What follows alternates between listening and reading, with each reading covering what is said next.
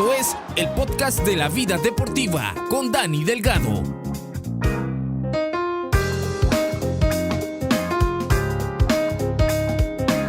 Muy bien, al pueblo deportivo, una vez más aquí en contacto con todos ustedes, hablando de deportes, nuestra especialidad, el aliciente que a usted le conviene y lo que usted está acostumbrado a hacer todos los días, todas las semanas, temas diferentes.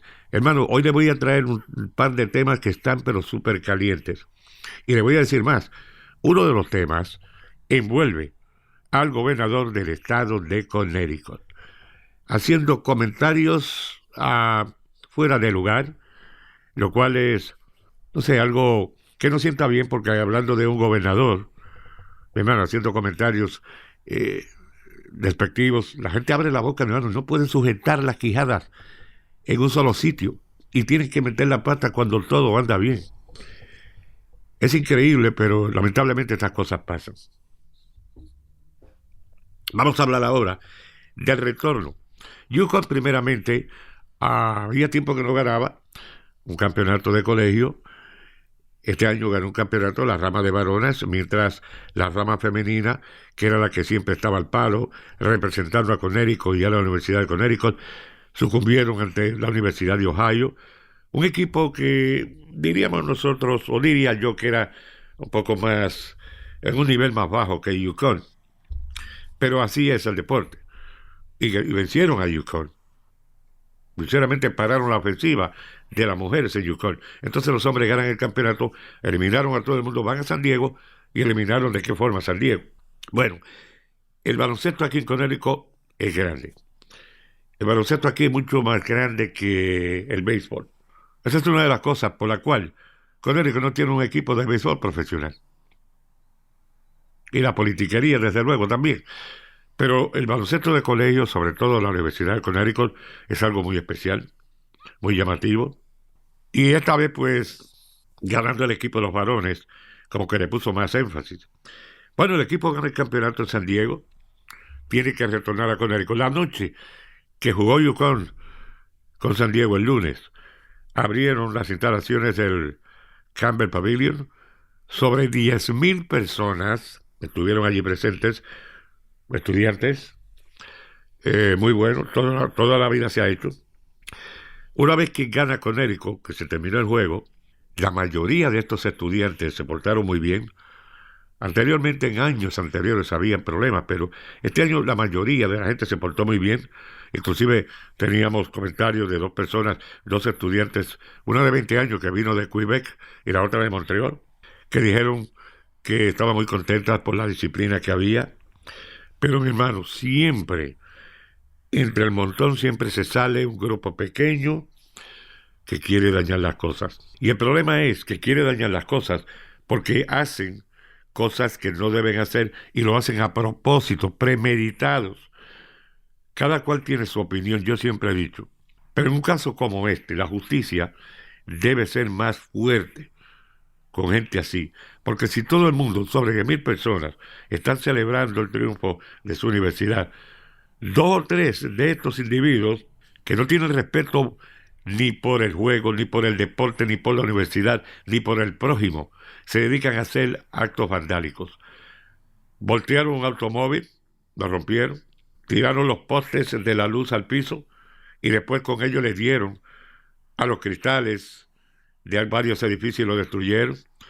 Pegaron fuego en los contenedores de basura, en los bancos de madera del campus y en otros lugares más. No es necesario estas cosas. Claro que alega el personal de que arrestaron a 15 personas, 16 otras personas recibieron heridas, y que de estas 15 personas que arrestaron por los actos vandálicos las van a expulsar de la universidad. Está bien que las expulsen de la universidad, claro está. Usted no necesita gente como esta dándole un mal nombre a una universidad como la de Connecticut. Pero lo demás que yo me refiero es que aparte de que los expulsen, honestamente hablando, deben de meterlos presos para que cumplan, para que paguen el precio bien pago allá, porque no hay excusa para que esto suceda. O sea, lo hiciste premeditadamente porque te dio la real gana, sin importar el bienestar y la seguridad de otros seres humanos a tu alrededor. Y esto no se hace. Porque hay padres de estos estudiantes que son gente de mucho billete. Ah, bueno, me botaron el hijo o mi hija de la universidad. Ah, pues ahora me voy hasta la universidad, pago un poco más, pero lo tengo allá.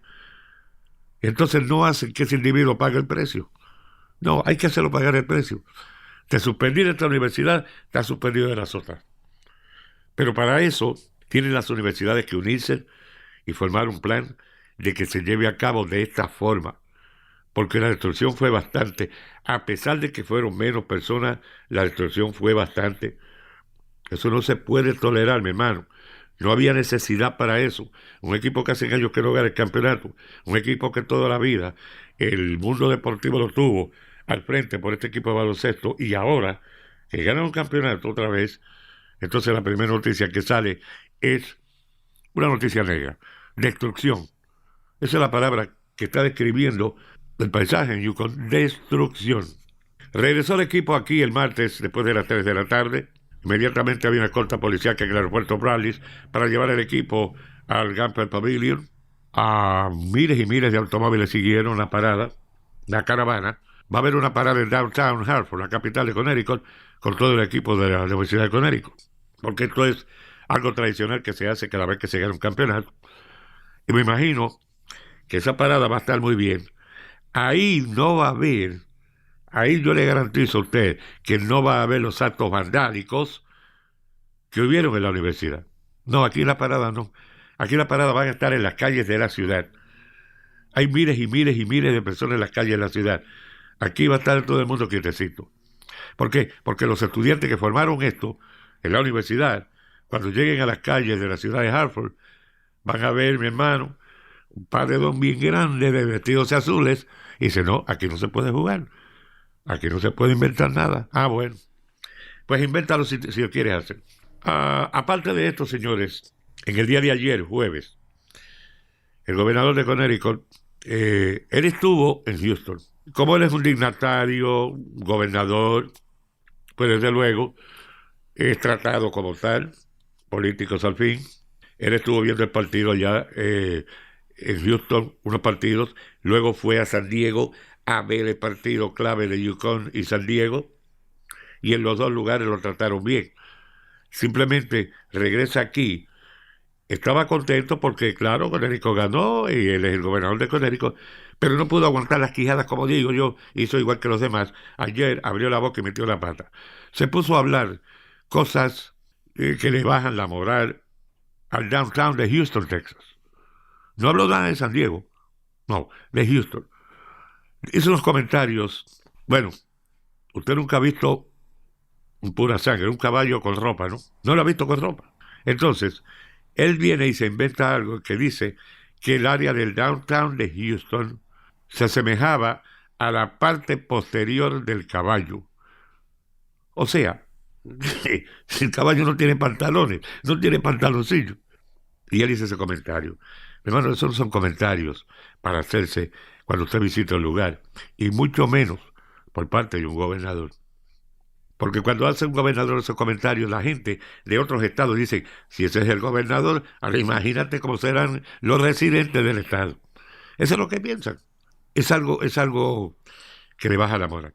Además, usted no va a un lugar donde aterrizó un avión, lo van a buscar en el aeropuerto con una caravana, una escolta policíaca, agentes estatales y federales, lo llevan a uno de los mejores restaurantes que hay en el área del downtown, lo llevan a uno de los mejores hoteles que tiene la ciudad, y usted no está pagando ni 5 centavos. Esa es una cortesía que hacen con los presidentes, con los gobernadores, con los mismos alcaldes. ¿Entiende? Cuando alguien visita a otro, y si usted, el gobernador de aquí fue y visitó, y lo trataron tan bien, ¿por qué hace eso? Ah, no, porque quiere darse el bote de que hay 2 individuos que tienen un programa deportivo, y él quiso entrar en ese programa, y ahí, pues, ya usted sabe, se mandó como dice el refrán, y eso no es bueno. Después hubo la presión, me parece que la gente le estaban diciendo, señor gobernador, usted creo que se pasó un poquito. Entonces, regresa a pedir disculpas. Ah, no, pero yo no dije, esto era un chiste, pero no fue un chiste para Houston. Ah, no. Y si no fue un chiste para Houston, ¿por qué usted viene a las ondas radiales otra vez al aire y se disculpa? Si usted no hizo nada malo, usted no tiene que disculparse con nadie. Ahora, si lo hizo, usted le debe una disculpa al pueblo. Entonces, si está diciendo ahora, no, que eso fue un chiste, decir como a veces nosotros decimos, eso fue un chiste bobo. No, no fue un chiste bobo porque usted tiene que disculparse ahora. Mi hermano, esto no sentó muy bien. Y que conste, el alcalde de Houston fue el que le salió al paso al gobernador, y el alcalde es un demócrata también, pero no estaba contento con las versiones que expresó el gobernador de Connecticut, porque mucha gente aquí nunca se esperaba que un gobernador como Ned Lamont iba a abrir la boca para expresarse de esa forma, y ahora lo está negando. Quizás otros gobernadores o otros candidatos, otra clase de personas, pero no Ned Lamont. Y ya te sabes, de quien menos te espera, es el que la hace, buena o mala. Vamos a echar eso a un lado porque eso ha molestado bastante. Eso ha molestado bastante. Yo principalmente de mi parte, yo nunca he sido fanático ni seguidor del equipo de baloncesto de los varones de la Universidad de Connecticut, y que quede claro, yo he sido seguidor del equipo de las mujeres. Este equipo femenino que ha implantado tantos y tantos récords, y siempre he seguido, toda mi vida lo he seguido. Los varones no, pero eso no quita a que tenga que darle el mérito que los varones se han ganado. Se lo ganaron, hay que darle el mérito. Yo los felicito también por su campeonato, porque para eso trabajaron duro, jugaron duro, se sacrificaron, y ese es el premio. No tengo que ser seguidor de ellos, simplemente seguidor del deporte y admitir que el estado de Connecticut tiene uno de los buenos equipos colegiales. ¿Entiendes? Son cosas que uno tiene bajo el profesionalismo, seguir y admitir. No tiene que ser un fanático aferrado ni cosa por el estilo. Ok, al lado Yukon, al lado la palabra del gobernador, las versiones vertidas. Yo quiero enfocarme la atención ahora en otras cosas, y le había prometido algo. Le dije en el pasado podcast, que iba a hacer lo posible por investigar la historia de quién fue el primer latinoamericano que jugó béisbol en las Grandes Ligas. También le dije que había una controversia entre Colombia y Cuba, porque según gente común de la calle, que yo he hablado de este tema en varias ocasiones, cubanos y colombianos, y según historiadores, o se hacen pasar por historiadores, y por años sus nombres han aparecido como historiadores del béisbol. Este es un tema que nunca se va a dilucir, por lo que yo veo. ¿Y sabe por qué? Por el hecho de que cada cual escribe para su lado, y como que nadie quiere hablar la verdad. Y los cubanos hablan para su lado, y los colombianos hablan para el de ellos. Y así no debe ser. Bueno, según lo que escriben, vamos a comenzar por el primer jugador hispanoamericano. Unos alegan que su nombre era Esteban Bellán, que Bellán nació en octubre del año 1849 en Cuba, y que murió un 8 de agosto de 1932 en La Habana, que dicen fue el primer jugador de origen latinoamericano en jugar un béisbol profesional en Estados Unidos. Primeramente era beisbolista y era árbitro también de béisbol, pero era jugador. Ya le dije, nació el 1 de octubre de 1849 en Cuba, murió en La Habana. Nacionalidad cubana, desde luego, porque nació en Cuba. Se dice también que con la historia de él vino a Estados Unidos y a estudiar en la Universidad de Fordham, una de las bien reconocidas universidades, una escuela de preparatoria. Ya le dije que era beisbolista, era árbitro, su deporte preferido era el béisbol, jugaba a la tercera base, y entre los equipos que él jugó aquí en Estados Unidos estaban los llamados New York Mutuals. Este es uno de los equipos que él jugó. Luego él fue transferido al St. John College, Colegio St. John, otro de los buenos colegios. Ahora dice la información que del año 1871 a 1873, Bellan se mantiene en las ligas mayores jugando para los equipos Troy Haymakers y New York Mutuals de la llamada Asociación Nacional del Béisbol. No estoy hablando Liga Nacional, la Asociación Nacional. Porque era un circuito profesional de béisbol. Y yo le voy a decir más, para probarle que así era, la capital de Connecticut, Hartford, tenía un equipo en esta asociación nacional. O sea, un equipo Grandes Ligas. Y jugaban aquí en el área de Hartford, en el Dillon Stadium.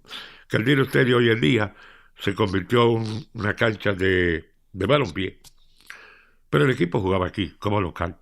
Wes Covington fue una de las grandes figuras que jugó en ese parque, bastantes veces.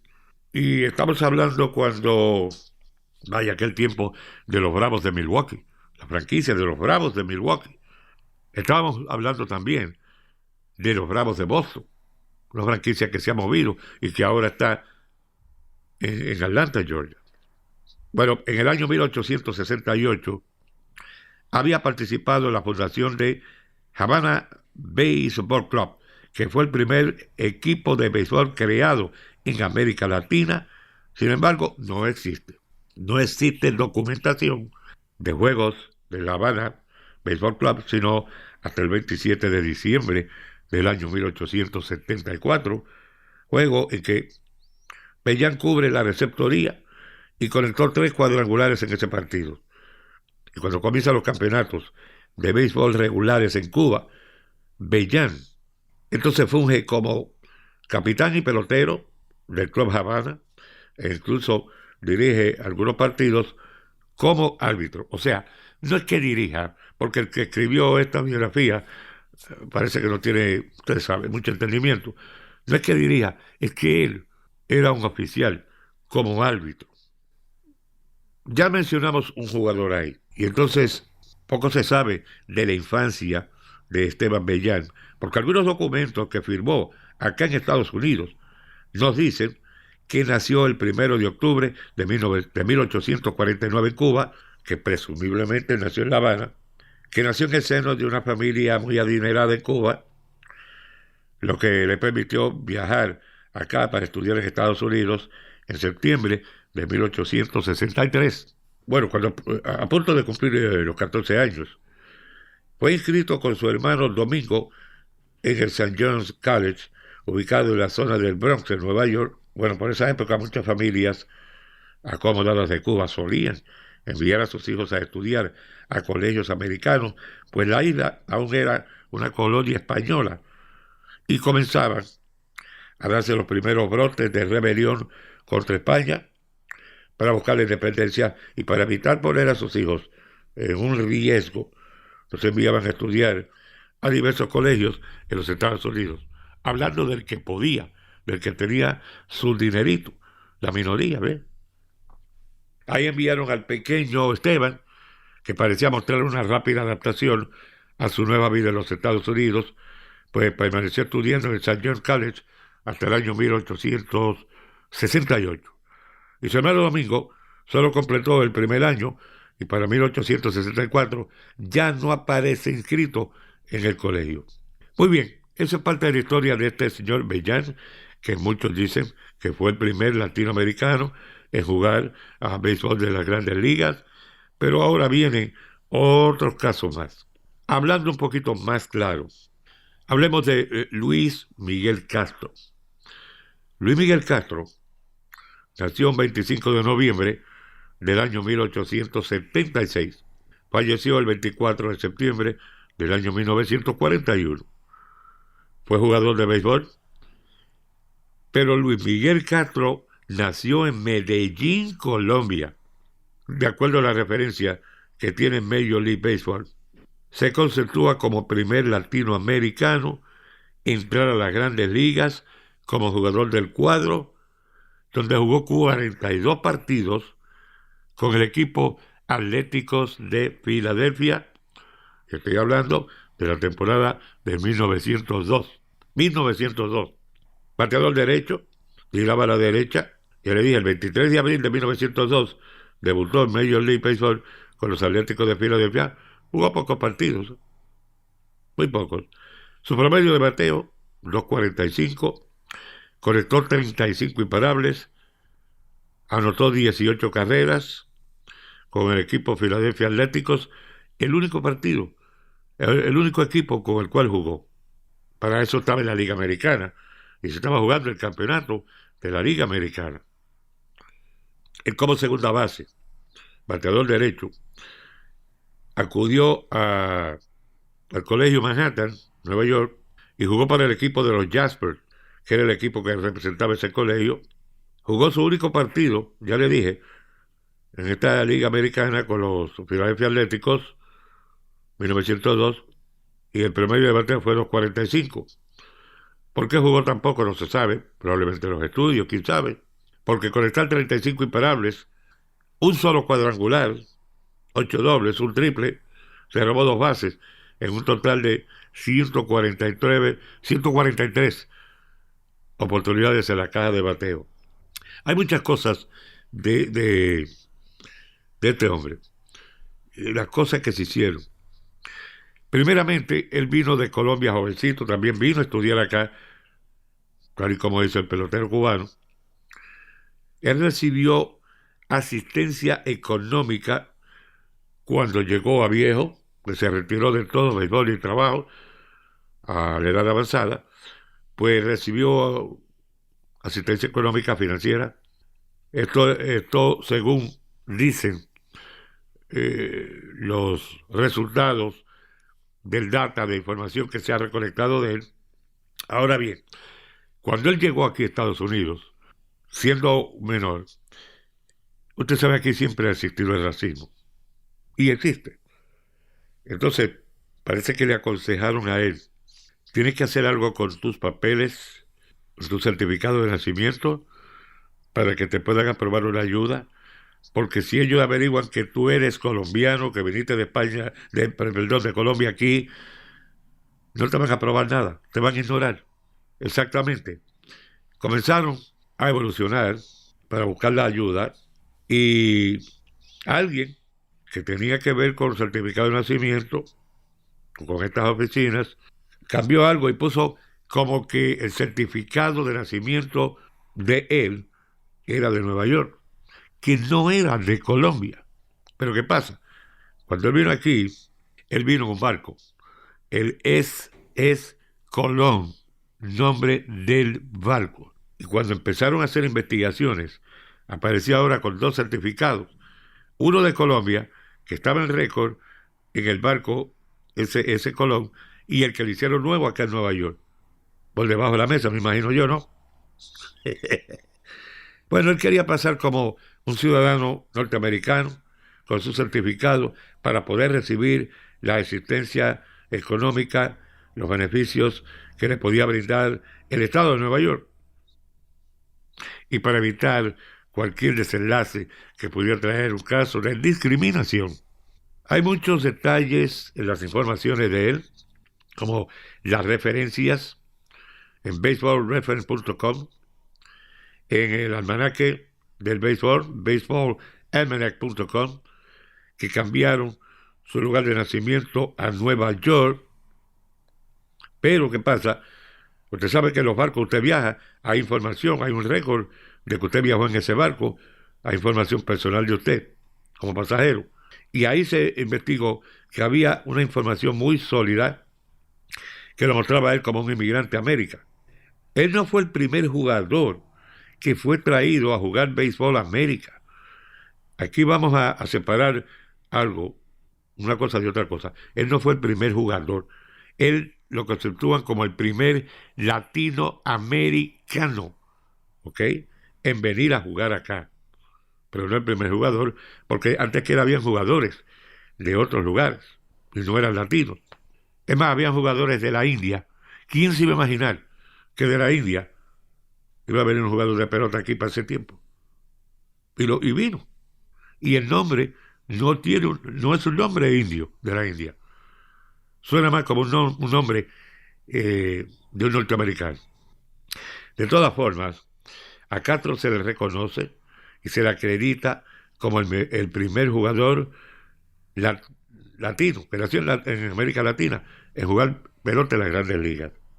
Él murió en Nueva York a la edad de 64 años y el señor León Telandino y Juan Bene confirmaron de que Castro fue sepultado en un lugar no identificado en el cementerio St. Mary's, en Queens. Se escribió el libro, Ben escribió el libro, y lo dice así bien claro, que la tumba, se sabe que está ahí sepultado en ese cementerio St. Mary's, pero ¿cuál es la tumba? No tiene una identificación. Hay muchas anécdotas del béisbol de las mayores con estos muchachos que llegaron jóvenes a estudiar y así por el estilo. Hay políticos, hay una señora que es política colombiana, ella hizo un homenaje para la muerte de Castro y ella dice saber dónde está esa tumba y ella concurrió al cementerio, al lugar donde ella dice que él está sepultado y ahí le hicieron un homenaje y casualmente eso fue en julio 20 del año del 2021. Esto fue hecho por Jessica Ramos, una senadora de Nueva York, y ella dijo, hay que hacerle una tumba a él porque él se lo merece, porque él es el primer jugador latinoamericano en jugar en las mayores, béisbol. Y lo hicieron cuando celebraban el Día de la Independencia de Colombia. Bueno, ya tengo dos historias, mi hermano.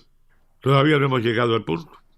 Acuérdense, este es Lou Castro, que de hecho, a mí me habían hablado de este señor como que era el primer pelotero latinoamericano. Lo que pasa es que cuando yo comencé a hacer preguntas a mucha gente, estoy hablando con la gente en la calle.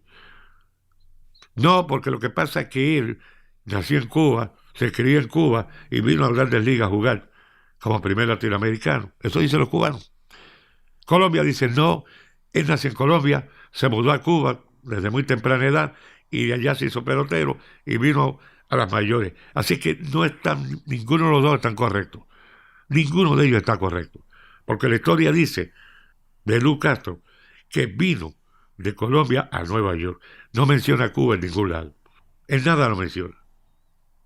Bueno, vamos a ver el beneficio de la duda.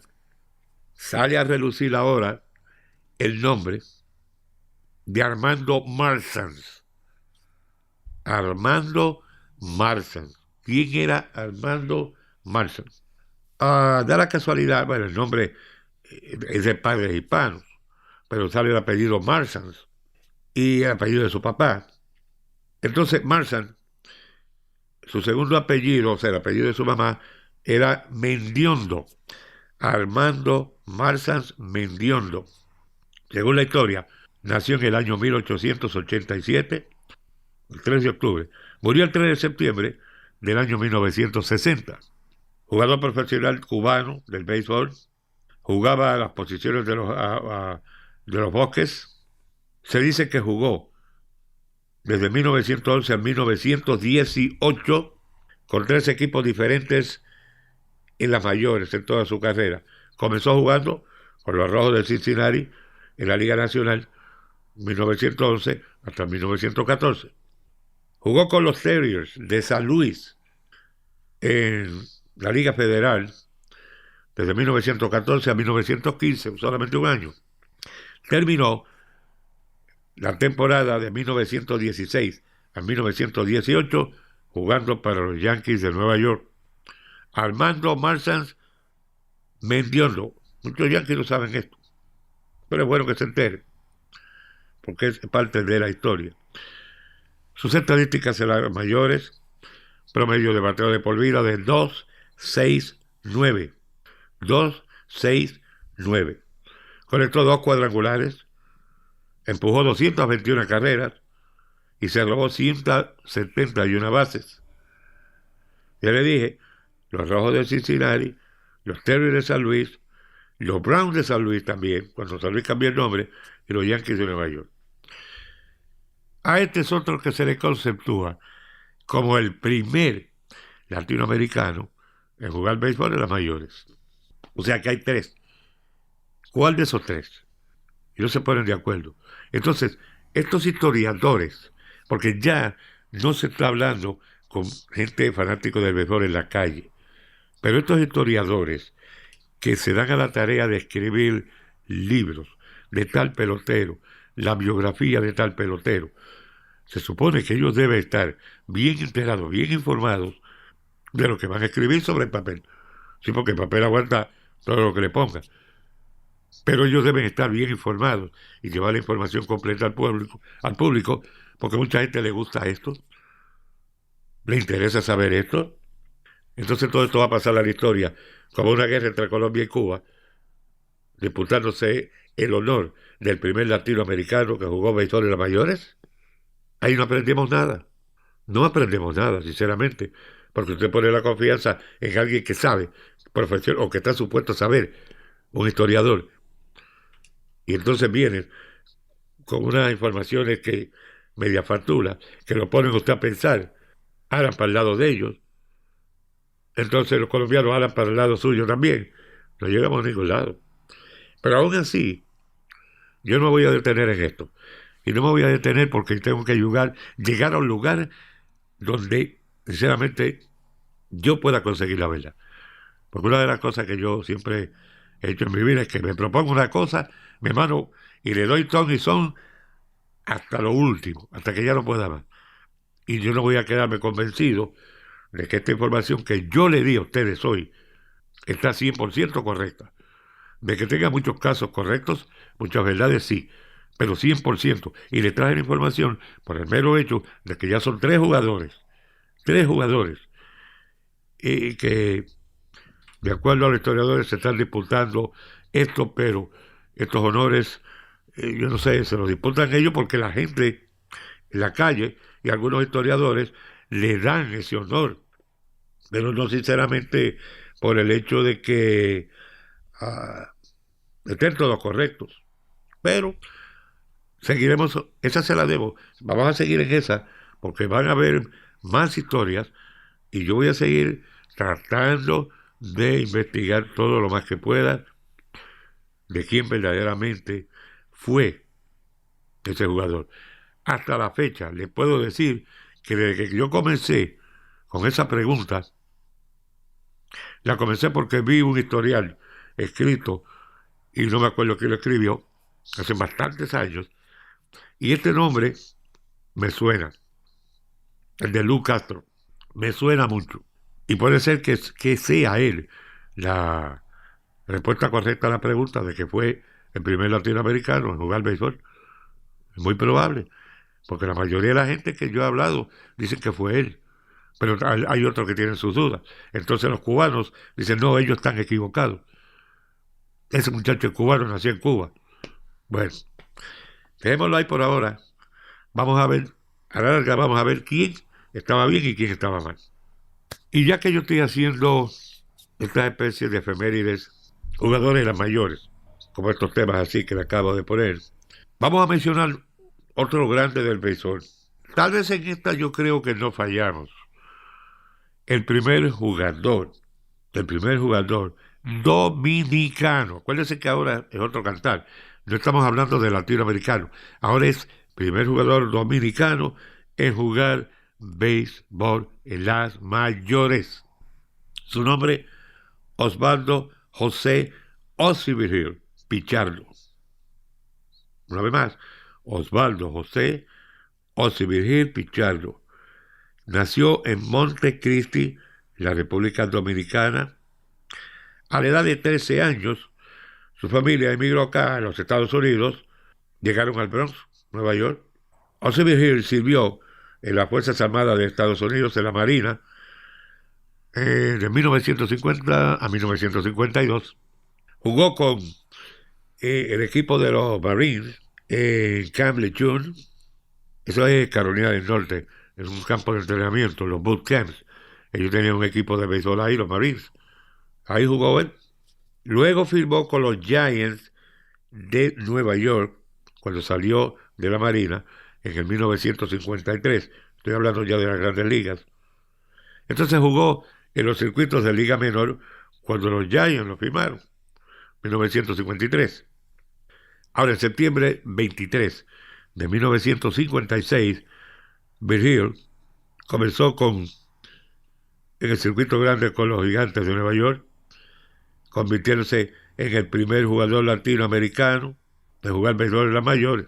Los Tigres del Detroit fueron el segundo equipo para los cuales jugó Ozzie Virgil, porque de hecho los Tigres fueron el penúltimo equipo en integrarse a este sistema de las grandes ligas. Imagínate que ahí estaba, hoy, para ese tiempo en la ciudad estaba un concejal de nombre Billy Rugger. Y este Billy Rugger fue uno de los peloteros que jugó con Detroit y jugó con Ozzie Virgil. El día 6 de junio de 1958, Osvaldo José Virgil se convirtió primer jugador de los Tigres del Detroit en tomar posesión en el infield. Jugaba tercera, fue receptor, esto hasta el año 1961, cuando entonces los Tigres lo cambiaron al equipo Atléticos de Kansas City. Acuérdense que anteriormente yo mencioné los Atléticos de Filadelfia en el 1902, ahora estoy hablando de los Atléticos de Kansas City. Cuando los Phillies se movieron a Filadelfia, o sea, estaban acá en Filadelfia, eran los Atléticos, se dieron la franquicia a Kansas City, los Atléticos. Ahora esta franquicia la tiene Oakland. Es un historial bastante grande con la franquicia de las grandes ligas. Bueno, Virgil tuvo una carrera desde 1956 hasta 1969 en las mayores. Estuvo con los Orioles de Baltimore, los Piratas del Pittsburgh, Gigantes de San Francisco. Era mejor conocido porque su posición primordial era la tercera base. Pero en el curso de su carrera jugó también en otras posiciones, inclusive fue lanzador, hasta que se retiró como jugador. Entonces los Tigres le dieron la posición de coach también. Para ese tiempo lo conceptuaban como jugador de la raza de color, aunque era hispano. Y casualmente se convirtió en uno de los pocos jugadores de la raza de color como coach de un equipo de las mayores. Y fue coach por 19 temporadas con los Gigantes de San Francisco, los desaparecidos Expos de Montreal, Padres de San Diego, los Marineros del Seattle, en Dominicana con el equipo de Montecristi, y de hecho en el 2006 se abrió un aeropuerto nacional en Dominicana con el nombre de Osvaldo Ozzie Virgil. Me acuerdo muy bien porque lo conocí personalmente. Hace muchos años, en mi pueblo Caguas, había un doble juego, ese día era un domingo, y lo conocí porque estábamos bromeando en el sentido de que íbamos una tanda de muchachos, jovenzuelos, ¿verdad? Y usted sabe, como diría yo, sueldos y rialengos, y no teníamos dinero para pagar la admisión al parque, y queríamos estar en el dugout de la tercera base, donde estaba alojado el equipo de Caguas, criollos de Caguas. Comenzamos uno por uno a subir a una pared muy alta, cerca de el jardín izquierdo. Y después que llegábamos arriba, los que podíamos llegar, teníamos que caminar sin un soporte, balanceándose como Lualenda, correr toda esa muralla desde el left field hasta llegar al dugout de la primera base. ¿Y qué pasa? Muchos nos caíamos, había muchos que se golpeaban, porque era alto, una pared alta, y había que pasar mucho trabajo. Mi hermano, después que llegábamos cansados, los que podíamos llegar, y a veces los que llegábamos hoy no podíamos llegar mañana, estaba la policía esperándonos a nosotros. ¿Para qué? Para tirarnos fuera del parque. Pero no querían allí. No querían allí, había que pagar. Siempre alguien se colaba. ¿Sí? Le daban su palo, le daban su fuetazo, un agente de la policía, pero siempre alguien se colaba. Ese día nos colamos un grupito de algunos a 6 a 7 personas y estuvimos hablando con José Virgil. Entonces, como hablábamos con José Virgil, pues la policía nos miraba con el deseo de tirarnos fuera del parque, pero no lo podían hacer porque se veía mal. Da la casualidad que ese día Virgil estaba dirigiendo al equipo de mi pueblo, a los criollos del Cagua, que dividieron honores con los Leones del Ponce. Se hablaron muchas cosas, los adultos pues comenzaron a preguntarle cosas a Virgil de su carrera, y él con mucho gusto le contestaba, desde que salió de Dominicana a la edad de 13 años, su vida acá en Nueva York, cosas así por el estilo. Y claro, los adultos hacían la pregunta porque, ¿qué íbamos a preguntar nosotros? Si éramos un pelotón de chamaquitos que no sabíamos todavía ni agarrar un guante de béisbol. Entonces los adultos me hacían las preguntas y yo me acuerdo de eso. Me acuerdo de José Virgil y me acuerdo de su hijo. Su hijo no fue gran cosa en el béisbol, no sé por qué. Venía precedido de buena fama por el hecho de que su padre fue un hombre muy inteligente en el béisbol. Muy buen pelotero y muy buen inteligente. Y jugaba 2 o 3 posiciones. Bueno, José Virgil, el padre, nació un 17 de mayo de 1932 en Montecristi. Ya le dije, vino a la edad de 13 años acá. Le dije que jugó con los Giants, los Tigres del Detroit, Atlético de Kansas City, los Orioles del Baltimore, Piratas del Pittsburgh y San Francisco. Su última temporada de 1966 a 1969. Se desempeñaba en tercera base, su posición regular, pero jugó hasta lanzó un partido. Ahora, él no jugó nunca en el Jardín Central. Ahí nunca jugó. Jugó terceras jugaciones, jugó todo el cuadro, fue receptor, lanzó un partido, pero en la posición que nunca jugó fue el Jardín Central. Y no sé por qué sería. Pero fue jugador, aparte de eso, fue bastante productivo, aprendió mucho en las grandes ligas, ayudó a desarrollar a muchos jugadores. De hecho, eso ha hecho en Dominicana, ayudar al desarrollo de todos estos muchachos jóvenes. Tiene ese honor que lo distingue como haber sido el primer dominicano en jugar en las grandes ligas. Tiene su fama. Imagínense, como coach, él estuvo al lado del ex dirigente Dick Williams, que estaba con Montreal. Estoy hablando de 1988. Y él se desempeñó como preparador de tercera base junto a Dick Williams. Y en la Liga Venezolana fue a dirigir y dirigió a los Leones de Caracas, dirigió a los Tigres de Aragua, a los Tiburones de La Guaira y dirigió a los Cardenales de Lara. Además ganó 4 campeonatos, 1972 al 73, con los Leones de Caracas, desde 1974, 1975 y 1975 a 1976 con los Tigres de Aragua y de 1982 a 1983 con los Tiburones de La Guaira. Además, no hemos explicado todavía porque el panorama es amplio en la Liga Dominicana.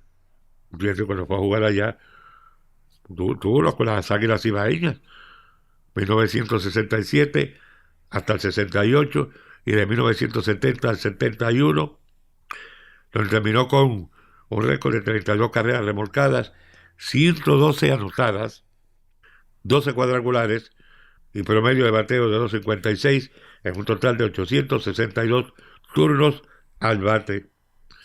También, como le dije, se desempeñó como el dirigente de las Águilas del Cibao, Leones del Escogido y los Azucareros del Este. Esa es parte nada más de la historia de José Virgil. Pero Virgil fue uno de los mejores jugadores que ha dado ese territorio de Quiqueya. Y el pueblo dominicano lo reconoce, aunque es como todo hoy en día, pues se está hablando de Vladimir Guerrero Jr., a Sandy Alcántara, porque son los jugadores más jóvenes que actualmente están en las mayores. Pero quien abrió camino para que estos muchachos llegaran son los de antes. José Virgil, Juan Marichal, el abuelo. Y no solamente estos dos. Vladimir Guerrero al padre.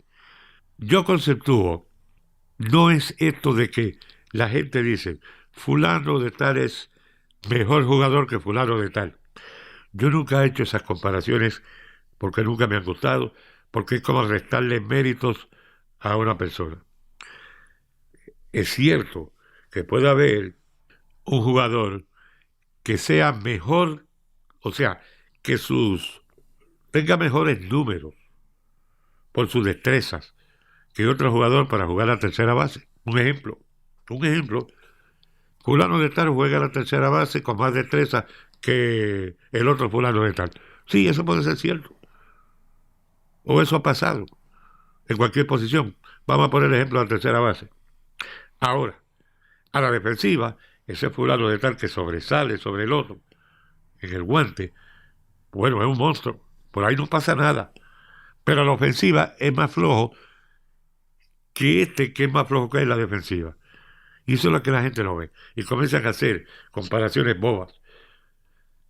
De que este jugador, que ellos conceptúan como con menos altimañas para jugar la tercera base, la defensa, a lo mejor es mejor tocador de bola y mejor corredor que ese que lo supera en la defensa. Y ya le dije, no comparo por eso mismo. Lo que no tiene este, lo tiene el otro. Todo el mundo no es igual. Todo el mundo no puede tener las mismas destrezas para jugar el béisbol, o el baloncesto, o el fútbol, o lo que sea, cualquier deporte que sea. Uno tiene una cosa y otros tienen otra. Y eso es lo bueno que tienen los equipos, por ejemplo, en las grandes ligas. El que no es un jonronero es un hitero, ¿entiendes? Y en cualquier momento te conecta un hit. ¿Qué pasa? No puede darle la oportunidad de tener que tenga gente en base cuando él viene a la caja de bateo, gente en base en posición de anotar, porque hay un 80 o 90% que te puede acomodar la bola y dañarte el juego. El jonronero, si la enganchó, la conectó bien, va fuera del parque, en vez de una carrera son 4. Pero el jonronero usualmente tiene el problema de que recibe más ponches que el hitero. El hitero quizá no conecta más cuadrangulares, pero acomoda la bola y es más rápido. Y por eso es que yo no me gusta hacer las comparaciones así. Ahora bien, entiendo, sobreentiendo, y como siempre yo hablo de esto, de que cada cual tiene su opinión, es cierto, y las opiniones se respetan. Para mí, conceptuando todo lo que hizo Juan Marichal en las mayores, que fue algo estupendo, que ha sido algo por la cual se reconoce a la República Dominicana cuando se habla de Juan Marichal. Pero para mí, un jugador que puso a ese país arriba, al tope, en el béisbol, con las destrezas que tenía, y que probablemente tiene porque todavía está vivo, con las cosas que hizo, a pesar de tener sus fallas como ser humano, como pelotero, pero como más completo es Vladimir Guerrero, el padre, no el hijo, el padre. El hijo tiene que amarrarle los zapatos al padre y va a tener que amarrarle los zapatos por el resto de su vida en las mayores, aún con lo bueno que es Vladimir Jr. Pero con un jugador como el padre, yo nunca vi un bateador haciéndole swing a lanzamientos malos, fuera de la zona de strike, descontrolados, y dando triple y dando doble y hasta dando cuadrangulares, como lo hizo Vladimir, el padre de Vladimir Guerrero Jr. Nunca vi eso. Pero usted ve que son cosas que asombran a uno. Tanto tiempo y tanto tiempo viendo la pelota, jugando la pelota, pero yo nunca vi un pelotero haciendo eso, mucho menos en las mayores. Hermano, era un estilista haciendo eso. Los lanzadores ya le tenían pánico. Si le lanzaban mal, sabes que te la botaba. Si le lanzabas bien, sabes que te la iba a botar. Se convirtió en un terror para los lanzadores. Muchos de ellos lo dijeron. Lanzadores de cabecera buenos, veteranos buenos. Y dicen, lanzarle a Vladimir Guerrero, padre, era como cucar un hormiguero o un abejal. Se te van a pegar todas. Y esa fue la forma que se hizo él en las mayores. Jugaba estando lesionado, jugaba todos los días. Era muy raro que no estuviera en el line-up. Se retiró con gloria, ha ayudado, sigue ayudando a su hijo, muy, muy buen padre. Y esperamos que su hijo, pues, que yo sé que no le va a amarrar los zapatos, pero por lo menos puede mantener el nombre de Vladimir Guerrero arriba. Y que sea un orgullo, no solamente para los dominicanos en su país, un orgullo para todos los latinoamericanos que vienen a las grandes ligas. Así que por el momento tiene dos efemérides muy bien relatadas ahí. Todavía es mucho lo que falta de hablar de ambos, de todos estos peloteros que mencioné, pero por lo menos algo es algo. Porque si vamos a hablar de cada pelotero de esto, nos toma el día completo y tal vez la noche. Ya usted sabe, vamos a tener más de estas biografías o efemérides, como usted le quiere llamar, a través de todo este año, Dios mediante, y no van a ser peloteros nada más. Van a ser boxeadores, van a ser jinetes, jugadores del fútbol norteamericano, jugadores del balompié, del baloncesto, de todos los del hockey sobre hielo, que hay muchas personas hispanos que les gusta mucho ahora el hockey sobre hielo, y de hecho, el único deporte que por años y años no tuvo latinoamericano era el hockey sobre hielo. Ya los hay, ya están ahí. Es verdad que son jóvenes, que son rookies, pero ya están ahí, dieron el primer paso. Un día vamos a ir al planeta Marte o a la Luna y va a haber un equipo allá practicando deporte y van a haber hispanos ahí. Póngalo por seguro. Como le digo siempre, manténgase en salud y pórtese bien, que será hasta la próxima.